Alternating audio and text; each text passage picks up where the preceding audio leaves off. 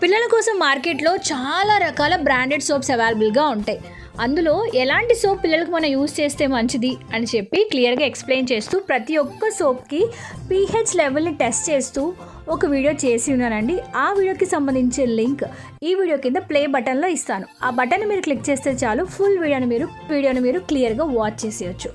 ఆ వీడియోలో పిల్లల కోసం ఏ ఏజ్ నుంచి సోప్ని యూజ్ చేయాలి, మార్కెట్లో దొరికే సోప్స్ అన్నింటిలో బెస్ట్ సోప్ ఏది, pH లెవెల్ని ప్రతి ఒక్క సోప్కి సంబంధించి pH లెవెల్ని క్లియర్గా టెస్ట్ చేస్తూ మీకు ఎక్స్ప్లెయిన్ చేసేసానండి.